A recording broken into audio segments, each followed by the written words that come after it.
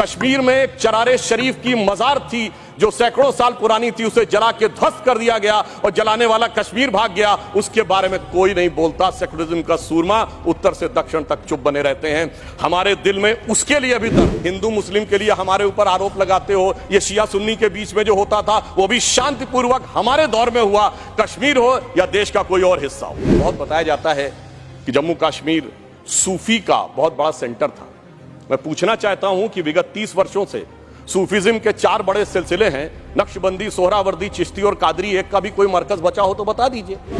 कि मुस्लिम समाज के लिए सबसे मुकद्दस मस्जिद हजरत बल पे नवंबर 1993 में आतंकवादियों ने कब्जा कर लिया था। ये वो भी दौर था, मगर इसके बावजूद किसी को उस दौर में खराबी नजर नहीं आती थी। जिस समय आतंकवाद शुरू हुआ था, जस्टिस नीलकंठ गंजू की हत्या उस समय हुई जब श्री राजीव गांधी जी के नेतृत्व में भारत के इतिहास की सबसे मजबूत सरकार थी। वो तो लोगों को याद होगा। मुझे याद है मान्यवर, बचपन में बहुत से लोगों को नहीं याद होगा। वर्ल्ड कप 1983 का जीतने के बाद इंडिया का पहला वनडे इंटरनेशनल कहां हुआ था? 13 अक्टूबर 1983 को श्रीनगर में, भारत और वेस्ट इंडीज के बीच में। और वहां पर भारतीय टीम के खिलाफ नारे, चलिए वो तो अलग है, पाकिस्तान जिंदाबाद के नारे, भारतीय टीम के लोगों के ऊपर चीजें फेंकी गई, पिच खोद दी गई। उस समय तो सर्वकालीन शक्तिशाली प्रधानमंत्री जिन्हें विपक्ष मानता है, श्रीमती इंदिरा गांधी जी का शासन। उत्तर से दक्षिण तक सारे राज्यों के नाम बदल गए। एक ही राज्य है जिसका प्राचीन काल में जो नाम था, नीलमत पुराण में यदि कश्मीर था तो आज भी कश्मीर है। पहली बार 30 साल के बाद 27 जुलाई को शियाओं का मुहर्रम का जुलूस भी शांतिपूर्ण ढंग से और पूरे अकीदत के साथ चला। और 30 साल के बाद सिनेमा हॉल खुले। यह सत्य है कि कश्मीरी पंडितों का जेनोसाइड और नरसंहार हुआ था। ये एक दौर था जब उस नरसंहार के आरोपी और समर्थक दिल्ली में आते थे तो रेड कार्पेट वेलकम के साथ आते थे। जलवाए जलाल से दिल्ली की सरजमी पर जलवा अफरोज होते। आज भी वो आते हैं, मगर ईडी के सम्मन पे आते हैं, एनआईए की पेशी में आते हैं। ये अंतर आया है हमारी सरकार और उस सरकार के दौर में। महोदय, मैं एक बात याद दिलाना चाहता हूं। मैं लखनऊ का रहने वाला हूं। वहां भी मैंने बचपन में हिंदू मुस्लिम कॉन्फ्लिक्ट नहीं सुना था, शिया सुन्नी कॉन्फ्लिक्ट सुने थे। इनकी सरकार के समय में शियाओं का जुलूस, मदे साहबा का जुलूस रोक दिया गया था। 22 साल तक रुका रहा। जब हमारी सरकार आई उसके बाद वहां पर शियाओं का मदे साहबा का जुलूस निकलने की स्थिति आई। मैं पूछना चाहता हूं भाई, हिंदू मुस्लिम के लिए हमारे ऊपर आरोप लगाते हो, ये शिया सुन्नी के बीच में जो होता था वो भी शांतिपूर्वक हमारे दौर में हुआ। कश्मीर हो या देश का कोई और हिस्सा हो, यह दर्शाता है कि हमारी सरकार सभी समुदायों को समान रूप से उन्नति का अवसर देती है।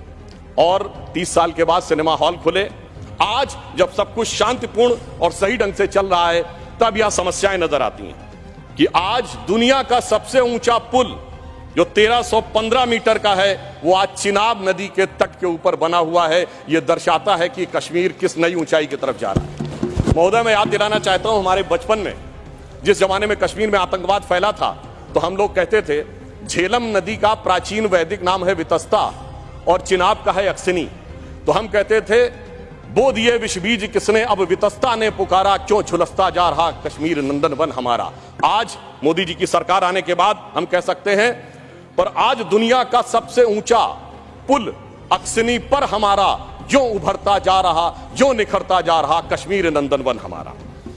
अब मैं एक और भी बात यह कहना चाहता हूं कि 21 हाइड्रो पावर प्रोजेक्ट्स भी चल रहे हैं। G20 जिस शानदार तरीके से हुआ वो हम सब ने देखा।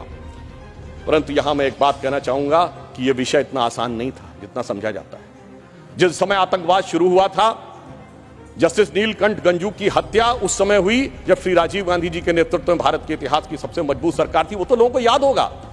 परंतु उसके बाद ऐसा दौर भी आया कि वो सब लोग आरोप से छूट गए। कल माननीय गृह मंत्री जी ने जब लोकसभा में कहा था, कुछ गलतियों के बारे में कहा था, तो वहां पर नेता प्रतिपक्ष ने कहा था कि साहब गलतियां अगर हैं तो इस बारे में चर्चा कर ली जाए। तो मैं सिर्फ ये बताना चाहता हूं कि अगर गलतियों की बात होगी तो बहुत सी ऐसी गलतियां हैं जिन्हें विशेष रूप से ध्यान रखने की आज आवश्यकता है। मैं सिर्फ 1-2-3 तथ्य लोगों के सामने रखना चाहता हूं। जब स्वतंत्रता के उपरांत रियासतों के विलय का महकमा सरदार पटेल के पास था, तो केवल कश्मीर नेहरू जी ने अपने पास क्यों रखा था? नंबर 2, 1946 में महाराजा हरि सिंह जी के विरुद्ध विद्रोह के आरोप में जब शेख अब्दुल्ला जेल में बंद थे तो पंडित नेहरू स्वयं उनको छुड़ाने के लिए कश्मीर गए और वो भी गिरफ्तार हो गए। यह बात मौलाना आजाद ने अपनी किताब इंडिया विंस फ्रीडम में लिखी है कि इससे तत्कालीन कांग्रेस नेता बुरी तरीके से हतप्रभ हो गए।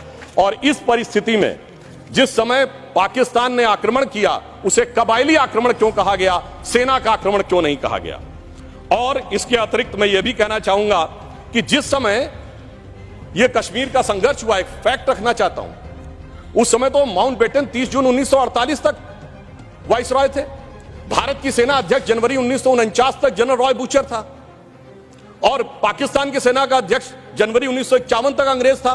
तो भाई यूनाइटेड नेशंस में जाने की क्या आवश्यकता थी। गृह मंत्री जी ने बिल्कुल सही बात कही कि भाई उनको 1 साल तक माउंटबेटन को इसलिए रोका गया था कि बचे हुए कुछ मामले रिजॉल्व करने हैं। तो भाई मैं पूछना चाहता हूं कि उनको क्या मेहमान नवाजी के लिए रखा गया था। जब यहां थे, दोनों तरफ के सेना अध्यक्ष भी अंग्रेज थे, तो यूनाइटेड नेशंस क्यों गए। इसलिए मैं कह सकता हूं एक गलती नहीं, भयंकर गलती थी जिसका खामियाजा आज तक सरकार को भुगतना पड़ रहा है।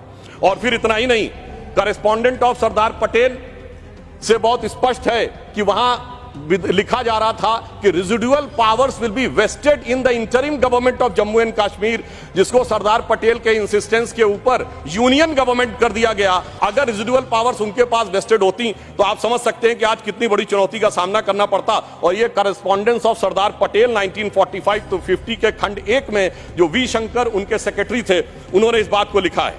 अब मैं एक बात और ध्यान देना चाहता हूं कि प्रथम लोकसभा में कश्मीरी पुनर्वास के कैबिनेट मंत्री अजीत प्रसाद जैन जी ने अपनी किताब कश्मीर व्हाट रियली हैपेंड में लिखा है कि the draft was approved by Sheikh and his colleagues and then passed by the Congress party. ये मैं नहीं कह रहा हूं, उनकी सरकार के कैबिनेट मिनिस्टर कह रहे थे। और इसमें अंत में एक और व्यक्ति का उद्धृत करना चाहता हूं जो भारत के मुख्य न्यायाधीश रहे, जस्टिस मेहरचंद महाजन, जो कि उस समय कश्मीर रियासत के प्रधानमंत्री थे। उन्होंने आकर कहा कि 24 अक्टूबर 1947 को वो पत्र लेकर आ गए थे, परंतु उसके बावजूद 2 दिन तक सिर्फ इसलिए मामला अटका रहा। ये मैं नहीं कह रहा हूं, जस्टिस महाजन ने अपनी किताब लुकिंग बैक में लिखा है, क्योंकि नेहरू जी की यह शर्त थी कि शेख अब्दुल्ला का पहले स्थान तय हो जाए नई सत्ता में, इसके उपरांत ही कश्मीर के विलय का प्रस्ताव होगा। वो सारी बातें आपको पता होगी कि जब समय उन्होंने कहा था कि हम जाकर कराची चले जाएंगे यदि हिंदुओं की रक्षा की गारंटी श्रीनगर में फंसे हुए लोगों के लिए जाए।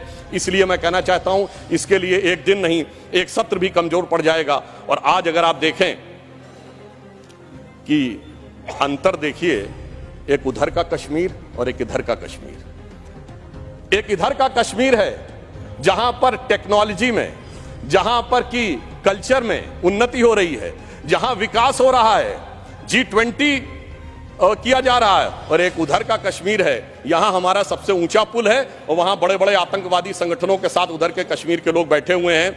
इसलिए मैं ये भी कहना चाहता हूं कि इन 75 वर्षों के बाद जो कुछ भी बदलाव आया है वो इस सीमा तक आया है कि मैं सिर्फ ये कहना चाहूंगा कि जो मोदी जी ने हिम्मत दिखाई उसकी वजह से आज ये बदलाव आया। जिसे एक पंक्ति में कहना चाहूंगा कि दर्द की रात गई, गम के जमाने भी गए और मोदी जी की हिम्मत से कई दाग पुराने भी गए।